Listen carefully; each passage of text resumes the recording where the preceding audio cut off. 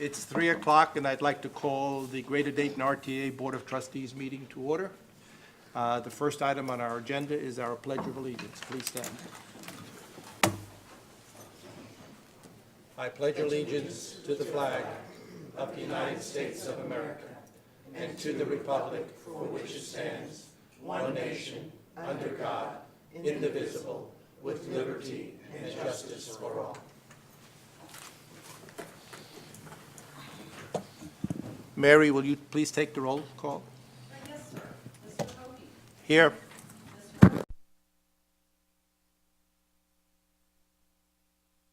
Here. Ms. Jones? Here. Ms. Simpson? Here. And Mr. Williams? Here. Thank you. Thank you, Mary. The next item on the agenda is the approval of the minutes. The minutes of the meeting of October 3rd, 2013 were presented for review to all of the board members prior to today's meeting. Unless there is any board member who requests a reading of the minutes, I will ask if there are any corrections or addition to the minutes as presented.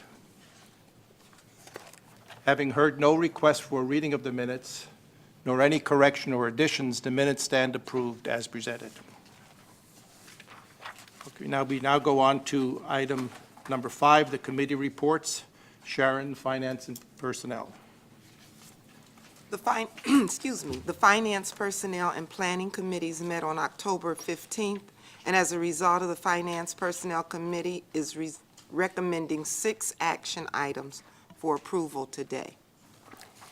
Action item 2, transmission parts. The purpose of this procurement is to purchase transmission parts for Voith transmissions. Voith transmission parts are used on a routine basis by the maintenance department to ensure the proper maintenance of the fleet. Because the number of parts used in RTA's transmissions are too numerous to list individually for bid purposes, the bidders are asked to bid a percentage of discount on the part manufacturer's published price schedule. The bidders are required to bid a plus or minus factor and state the column to which it applies, list, fleet, etc. As new price schedules are issued by the manufacturer, they supersede the previous list. However, the same plus or minus factors apply. It is the contractor's responsibility to provide the RTA with the most current published parts price schedule. That's easy. Mr. Sieber provided a detailed explanation of at our committee meeting, and the supporting information is included in your budget, in your board package. John is available to answer any questions at this point. Hearing none, I move to award a contract to Gillig LLC for their bid of -1% off the fleet column in the current Voith parts schedule. The award estimate is $99,500 for a 1-year period. The actual award amount will vary based on usage. Transmission parts are included in the operating budget. Is there a second? I'll second. Okay, motion made by Sharon and second by Adrian. All in favor, say aye. Aye. All opposed, like sign. Any abstentions? Motion passes. Thank you. Action item number 3, repair of Gillig buses number 1055 and number 1058. In November 2010, the Greater Dayton RTA put Gillig hybrids into service. Clark Power Services completed a dual power inverter module, a DPIM, an Allison component, and replaced in bus number 1055 in early July 2013, and in error communicated to RTA that the necessary repair was within the warranty coverage period. Subsequently, the invoice to Allison was processed to discover that this DPIM was outside of the 2-year coverage period. Therefore, the repair expense of $47,557 became the responsibility of RTA. Allison, along with Clark Power Services, agreed to financially participate in the costs associated with this repair in the amount of $30,916 to RTA, and in conjunction with the same repair to bus number 1058. Bus number 1058 is currently in the Clark Service Shop and also requires that the DPIM be replaced for an estimated $47,557. To bring a resolution to this repair, Allison has agreed to supply a refurbished DPIM at no cost to RTA. Clark has agreed to perform all necessary labor, provide supplies, and absorb handling fees for a total of $1,850. The total cost to repair both buses will be $32,766. Mr. Sieber provided a detailed explanation at our committee meeting, and the supporting information is included in your board package. If there are no questions, I move to award $32,766 to Clark Power Services for the repair of Gillig bus number 1055 and number 1058. I'll second. Okay. Motion made by Sharon, second by Adrian. Any further questions or comments? Hearing none, all in favor say aye. Aye. Opposed, like sign. Any abstentions? Action item number 3 passes. Action item number 4, revision of board policy number 16, procurement methods. Consistent with the Ohio Revised Code, ORC Section 306.43, in March 1993, the Greater Dayton RTA Board of Trustees delegated authority to the executive director to enter into contracts and approve expenditures in amounts up to $25,000.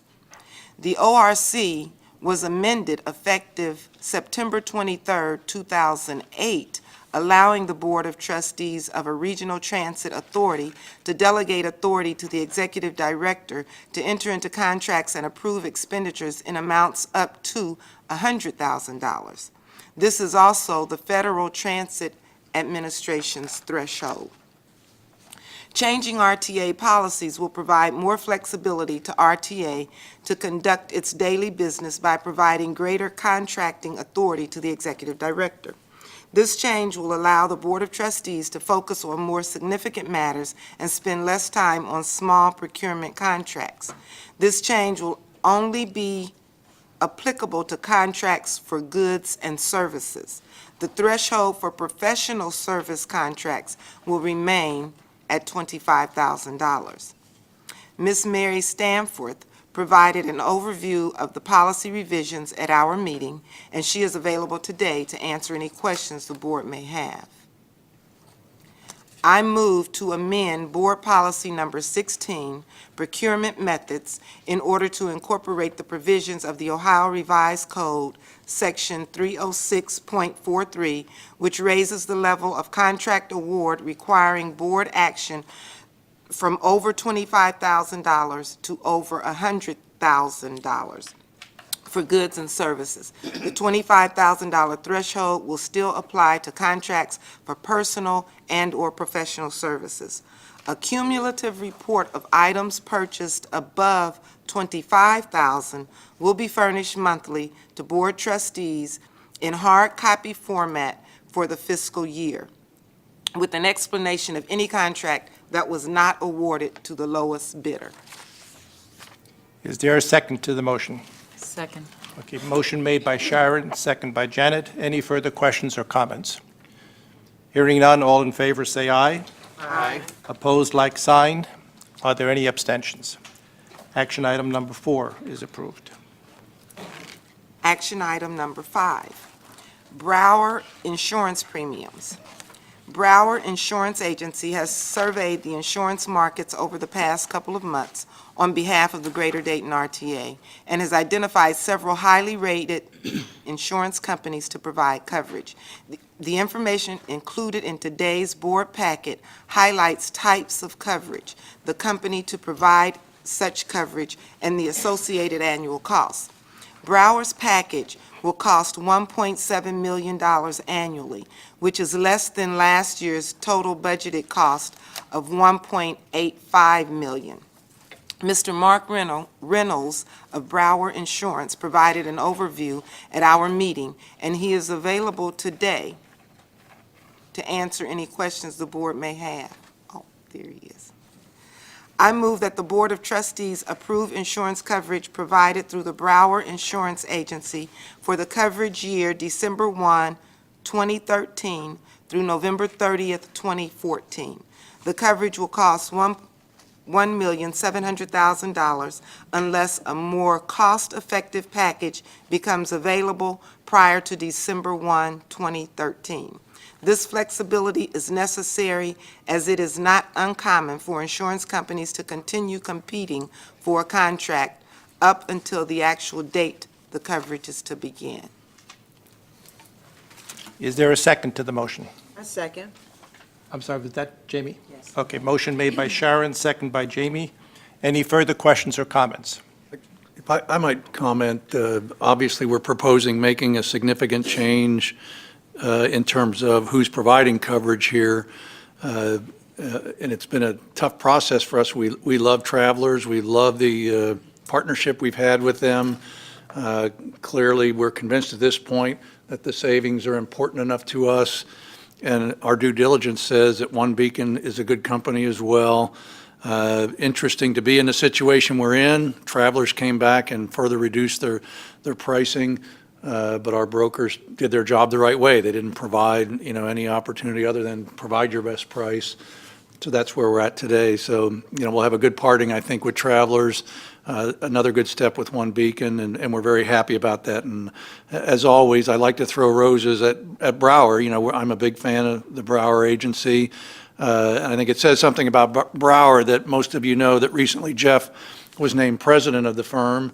But Jeff's going to keep us as one of his clients, and we're really pleased that he's going to stay involved with our account. And once again, we've got some significant savings here, and we've got some future opportunities as well. So thanks to the work of Jim and his team and Allison and all our operators that we're in a position to save another close to $150,000 this year. We need to just keep that up.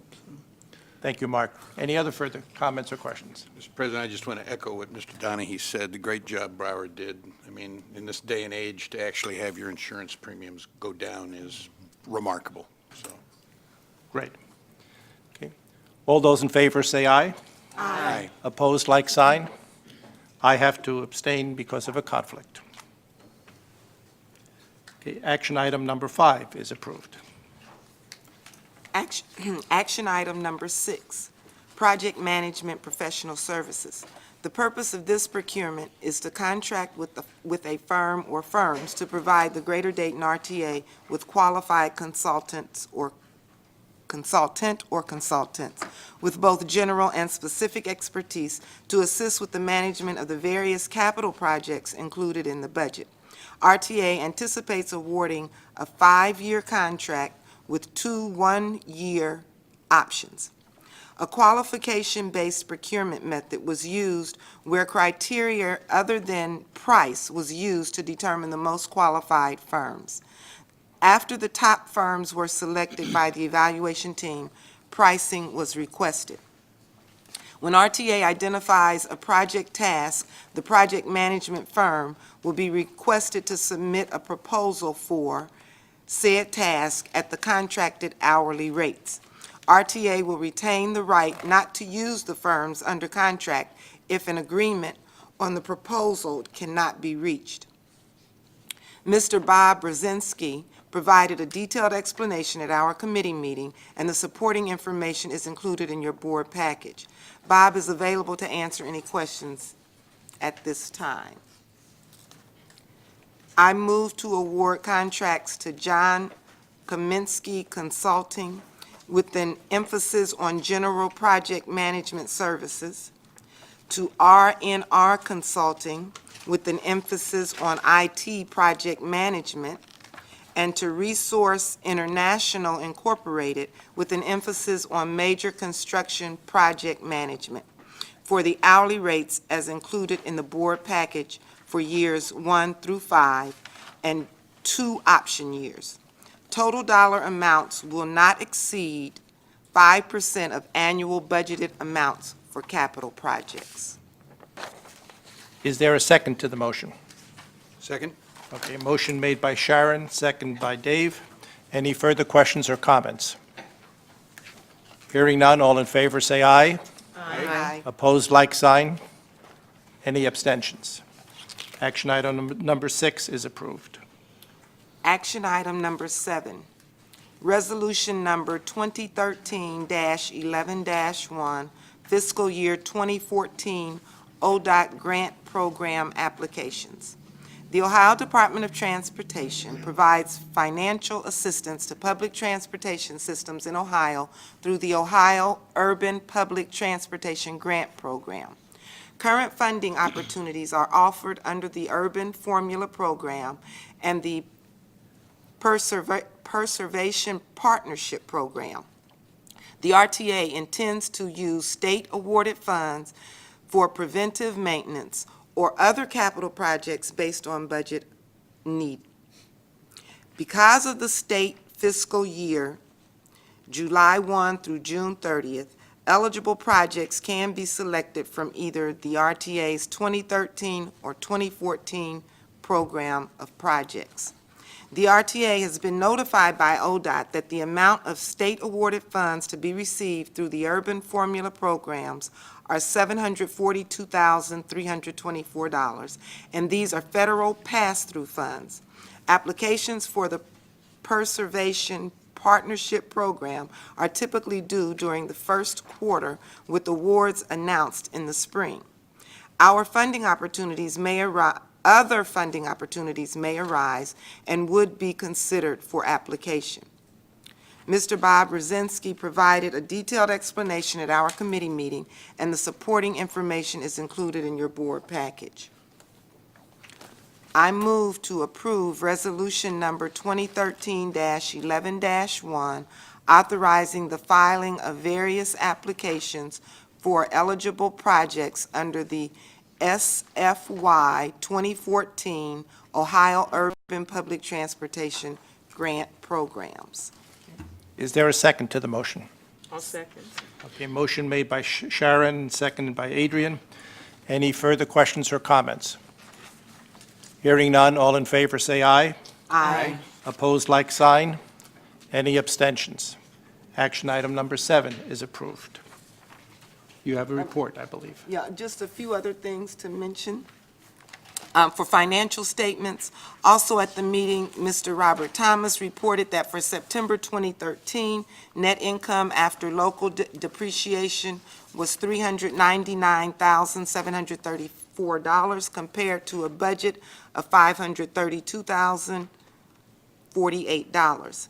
September 2013 year-to-date net income after local depreciation was $2,336,596 compared to a year-to-date budget of $2,122,816.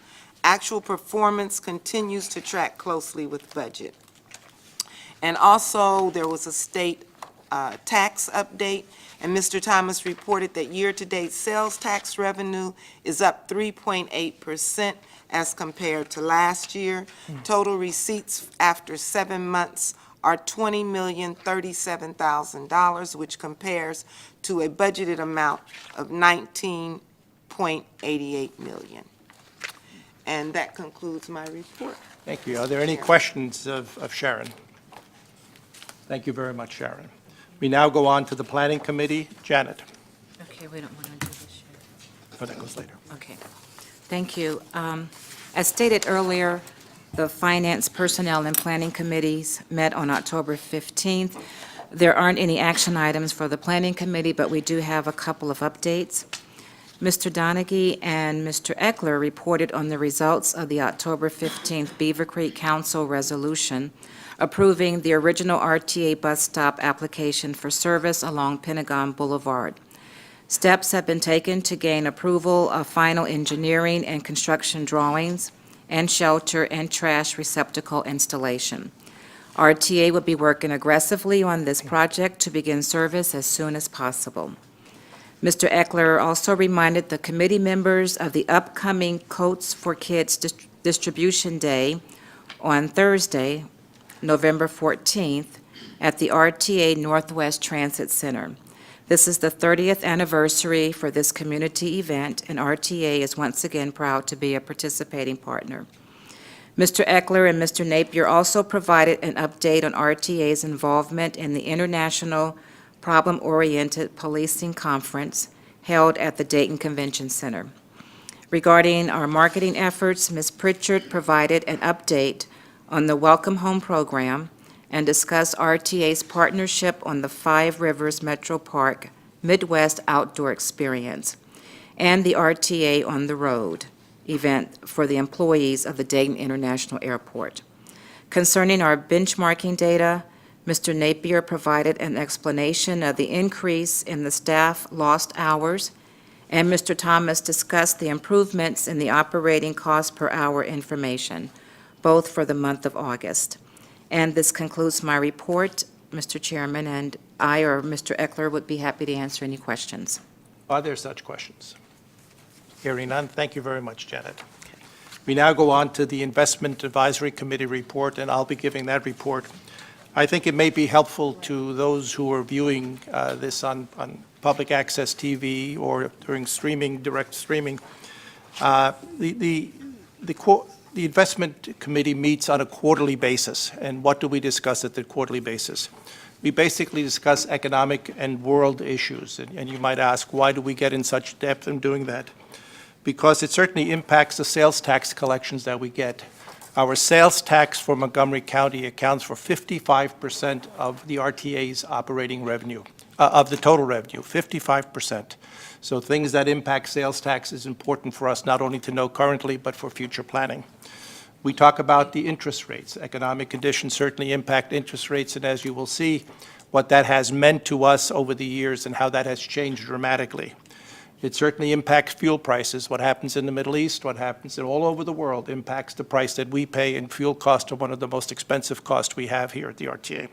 And lastly, economic conditions impacts ridership. Historically, it has been shown across the nation that when the economy is down and people are out of work, less people use public transportation. So we continue to monitor that. And ridership accounts for roughly 15% of our total revenue. Now, what is the cash and investments that we had on hand at September 30th of this year? We had a total of $38 million, not quite $39 million, of which approximately $12 or $13 million was cash, liquid cash that we use for operating purposes, giving us approximately $26 million that we could invest for longer term. But that has to be put into perspective. Why do we have so much cash?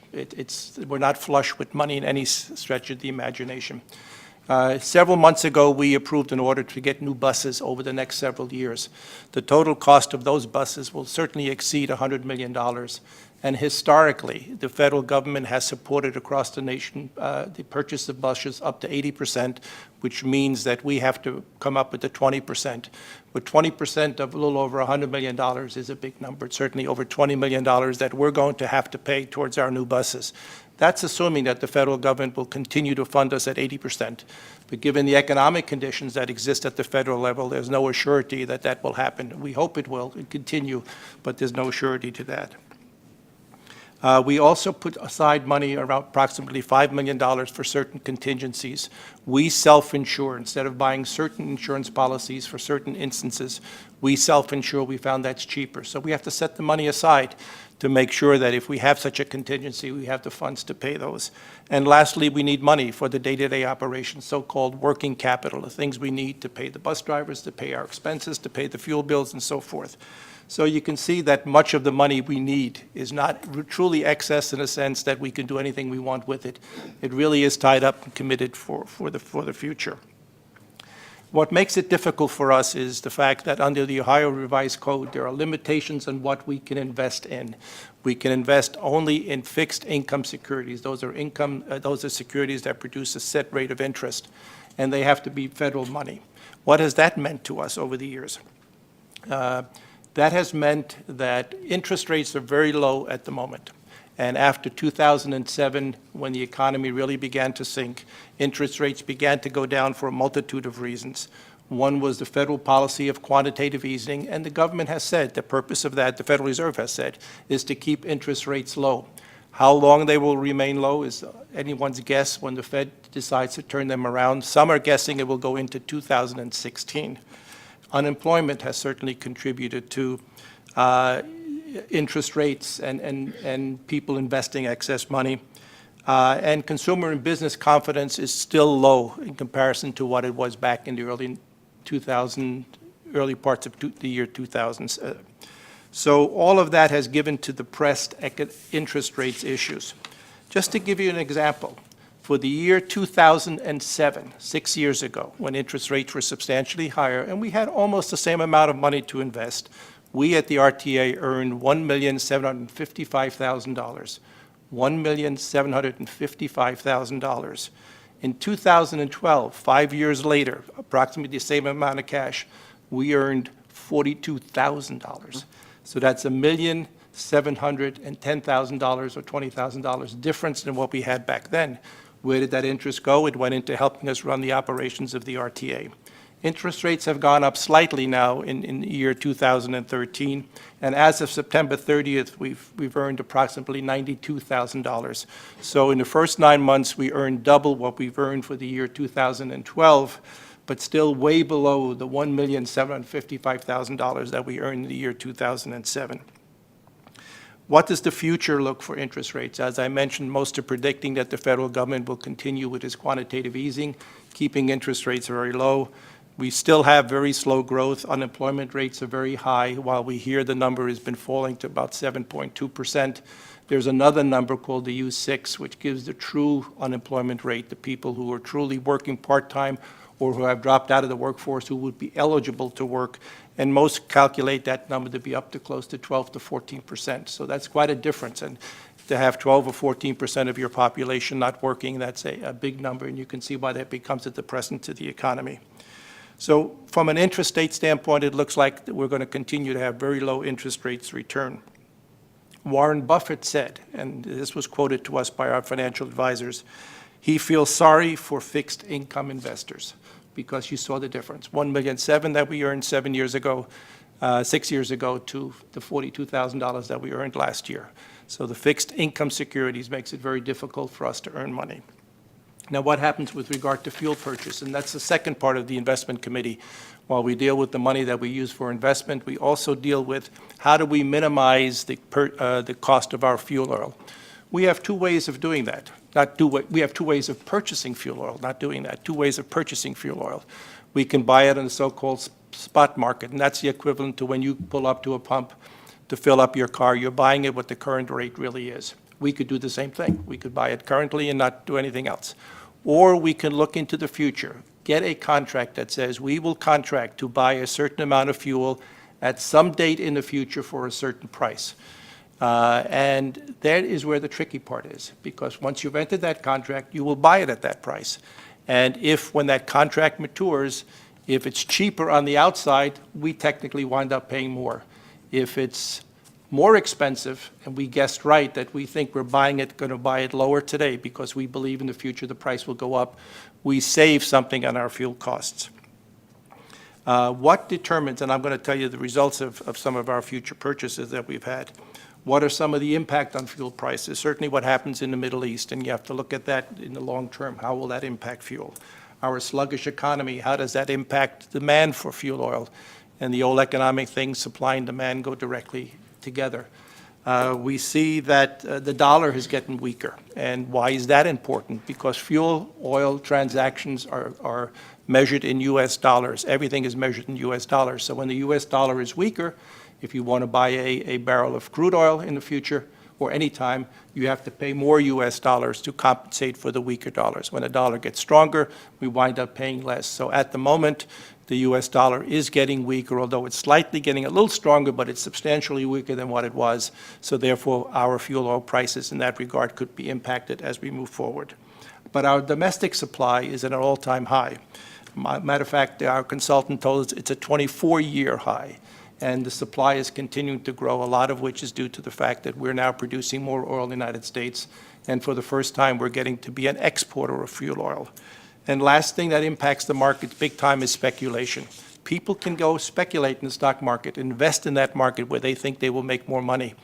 Several years ago, we were told by our fuel oil advisors that speculation added $1.35 to every gallon of gasoline that you and I bought, just to speculation. At the moment, speculation is pretty low. So all of these factors have to be entered into saying whether we should or shouldn't invest in future contracts as we go, or should we just buy in the spot market. However, I'm happy to report things have gone well for us. As of October 31st, for the first 10 months of the year, we paid $102,000 less by entering into future contracts years ago than what we would have had to pay on the outside.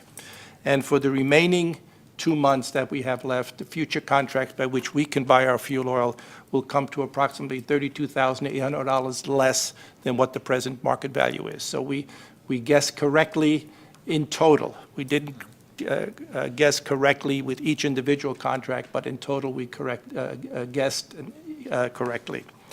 And how much do we hedge? Everything for 2013 we've hedged up to the maximum of 90 to 95%. We never hedge 100%.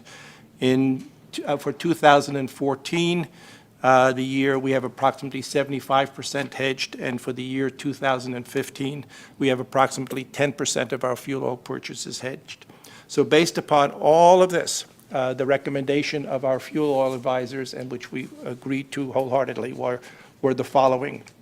We should complete hedging positions for 2014 and the first half of 2015 if there are opportunities in the market to do so. Avoid buying when speculation is high because it drives up the price. That's not the appropriate time to do that. So we have to monitor the speculation numbers, and they're released daily. What is speculation?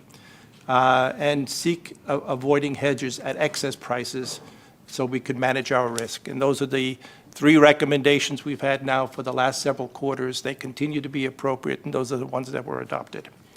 I have nothing else to report with regard to the investment committee. Is there anybody who would like to add anything that I may have missed as we talked about it, or have any questions? Okay. Hearing none, we then will go on to the executive director's report. Mark? Thank you, Mr. President. Just a few informational items. The staff's been busy. We are very close to presenting the budget to the board to review. A dry run happened yesterday in the senior staff meeting. We're going to add a few more things, and it'll be coming your way very soon. Beaver Creek, a little update there. We will be asking you under new business today to act on a proposal to construct the 3 bus stops in question on Pentagon Boulevard. We're excited about that. I just want to thank in advance Bob Brzezinski and his team, Deb Howard and her team, because they knew I wanted an expedited procurement, and they got it done in a timeline that could bring us to an action item today, which is good. Frank and I and a number of folks from his staff have been meeting quite frequently, actually, with the city staff in Beaver Creek, and we're pleased to report really good progress, we think, towards the final settlement of this issue. And we intend to come to the joint committee meeting on the 19th with a presentation for the board of our implementation plan for Pentagon Boulevard service. There are still a number of issues out there to be addressed, but we're still very hopeful that this can happen in a reasonable amount of time. Right now, our target date is our January schedule change, so we're hopeful of that. That's kind of the line that I've drawn that I don't want to cross. I want to try and get it done with that in mind, because that's before hopefully the worst weather of the winter, and that's our target anyway. So we will update you with the plan on how we will implement, what it will look like on the 19th at your joint committee meetings. We were fortunate to find our operations team competed at the University of Dayton for a capstone project with the School of Business, and we won. And I met the 3 students earlier this week that are going to start on the project, and they'll be working with Allison and Brandon, focused primarily on alternative service delivery methods and are there ways we can improve productivity and quality in our project mobility services. So the students are super excited. It's going to be a great project for them and great practical experience too. And not to be outdone, since I have Sinclair sitting right next to me, I wanted to update you there. We have officially hired one of our apprentices. As you know, we have teamed with Sinclair to start an apprentice program for mechanics. We had our first apprentice become a regular RTA employee, which is pretty cool. I was pleased to report to President Johnson a few weeks ago how happy we were with the program. We have several other people in the program, and we are looking toward a graduation this spring from the Sinclair side of the program, and it's been a great deal of fun. So that's a good thing. I don't have anything for Wright State. I'm sorry. I'm sorry to let you down, Mary, on that, but maybe next meeting. So we're excited about it. A lot of good things happening here. Next week will be a busy week for us. It's our triennial review. As you know, that's the not-so-annual visit by the FTA and their contractors to make sure we are in compliance with all the regulatory requirements that they have. They describe it as their version of the root canal. We describe it as a root canal without anesthetic. But it's in-depth, it's detailed, and as you know, we fared very well last time. We hope to do the same this year, and we're looking forward to it. We'll get through that in another way. A couple more good news items. United Way, shout out to Allison Ledford, who headed the campaign this year and smashed the Napier record from the prior year. Go, Alice. Allison put together a good team and delivered great results. We'll get some specific numbers out soon, but good news that, United Way is going to benefit a little better this year. And maybe one of my favorite things, and it's great, Gene's not here, so he won't get a big head. I was at Longworth the other day and walking down the stairs, I saw this big sign that said 41%, and are you a part of this? We now have 41% of our employees are committed to the wellness program. And this is serious, do your biometrics, do all this stuff. And, I immediately thought of the research I had done about 2 years ago when Gene was saying, I really want to try this. Can we take a risk? Can we invest in a wellness coordinator? And what I read was that a third of your employees will never do this no matter what you say or do. You can't force them to do it. They won't do it. So you're really working with 2/3 of your employee base. So at that point, I thought, if we could ever get to a third, wouldn't that be great? Well, we're at 41% today.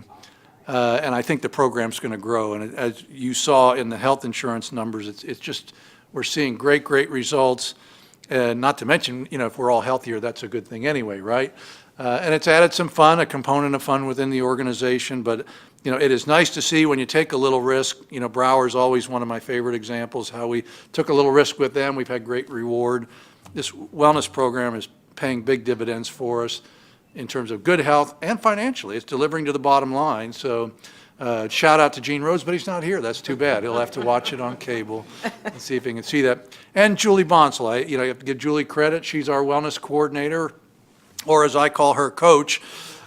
She's our coach, and she's a tough coach, but she's a very smart young lady, and we're appreciative of all that's happened. So I wanted to end on that super positive note. That number, to me, far exceeds what I thought we would be able to accomplish, and the financial results have just been incredible. So let's hope, that's something we're able to maintain, maybe get to 50% here in the near future, and that would be great as well. And unless there are questions, that's all I have to report. That's wonderful news, and please extend our congratulations to all of your employees for this wonderful participation. Thank you. Any other questions of the Executive Director? Hearing none, is there any old business to become before the board? We have, I know under new business, we have one new business item, and Adrian, I believe you're going to introduce it, and then. Yes. As Mark mentioned, we have new business item number 1, which is the City of Beaver Creek Transit Project. And we are asking for action on this today because time is of the essence to meet our schedule. The purpose of this procurement is to prepare and install the 3 bus pullouts for the Beaver Creek bus stops on Pentagon Boulevard. The cost of the project will include all labor, material, permits, and anything else necessary to complete the project. Sealed bids for the City of Beaver Creek Transit Project were solicited through the Dayton Daily News and the Dayton Weekly. The bid package was sent to Blue Serve Reprographics, who reproduced the bid documents and provided the invitations for bid to 9 vendors and 6 plan houses. On November 1st, 2013, 5 bids were received and publicly opened. The board members have the results before them. One of the bids was withdrawn at the request of the bidder due to their bid, an error in their bid. So of the 4 remaining bids, after reviewing and evaluating them, the executive director recommends a contract award to Belgray, Inc. for the City of Beaver Creek Transit Stop Project for an amount not to exceed $103,228 plus an incentive of 3% of the value of the contract for each week of completion that precedes the 60 calendar day completion. That's $3,097 per week, not to exceed of $15,485 for a grand total not to exceed $118,713. I move that we approve this. Is there a second? Second. Okay, motion made by Adrian, approved by, second by Sharon. Are there any questions or comments? Just one comment. We've done a lot of work with Belgray. Actually, I'm very pleased considering the importance of this project. Belgray was the project, well, they were the construction firm for the upgrade of our Iona Loop, the Daytona Village project, which was a big project for us on Route 12. And they also did all of the underground work and the curbing work along Riverview Avenue and Edwin C. Moses in the expedited procurement that was done last year. And we've, to date, not had an issue with them. Their quality's been excellent. So we're very happy that they turned out to be the lowest of the remaining bidders in this project. Good. Any other comments or questions? Okay. Motion has been made and seconded. All those in favor say aye. Aye. Opposed, like sign. Are there any abstentions? Okay, new business item number 1 is approved. Mary or Kathy, are there any public comments? Okay, thank you. Any board members have any comments or announcements? I do. Actually, I just want to say thank you to the RTA sponsoring a table for the Dayton Central State alumni. It's a jazz brunch we have every year, and I just want to say thank you so much for helping out raising scholarship money for the upcoming students of the Dayton region. Thank you. I'd like to make 1 or 2 comments. Recently, we received a letter from Larry Clark, who's been a faithful board member, having to resign from the board because of medical reasons. I think the record should show we are deeply indebted to Larry for all he's contributed to this board, the expertise he brought to the board, always a gentleman par excellence in dress and appearance and a manner, and had some wonderful insights. And he chaired the Investment and Finance Committee in the past, and that's since he could not make it because of his illness. It's why I gave the report today. So we wish Larry well, a speedy and complete recovery, and let the record show we're deeply indebted to Larry, and sorry that he had to resign from the board. On a positive side, we just recently heard that Vince Corrado has been designated or appointed by Montgomery County to succeed Jim Newby to the board of the RTA. For those of you who know Vince, know how active he has been in his community. He's a brilliant business person. He's the retired CEO of Shook Industries, and I'm sure will make an outstanding board member, and he will be sworn in at the next board meeting and will participate in all future sessions. And also, I think we have to express our deepest sympathy to Ed Depps, another board member. While he's out today, his mother-in-law passed away. So on behalf of the board, we extend to him our deepest sympathy, and prayers and thoughts are with him and his family. I have nothing further to add. Is there anyone else that has anything they'd like to make? I'm sorry, I have something else I need to say. I just want to say congratulations to Nan Whaley, our new female mayor, and then also to Joey Williams as well as the new commissioner. Okay. I don't think there's a need for an executive session. I just want to also note that our next board meeting is on December 3rd at 3 p.m. It should be here at Right Stop Plaza.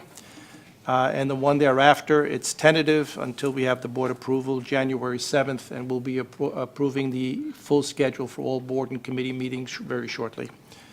With respect to committee meetings, the next one is November 19th. It's a jointly held Finance and Personnel Committee, and then also one on December 17th, held here at 9 a.m. in the morning. If there's no further business, I'll entertain a motion to adjourn. So moved. Second? Motion has been made and seconded. All in favor, say aye. Aye. Opposed, like sign. Motion's carries. Thank you.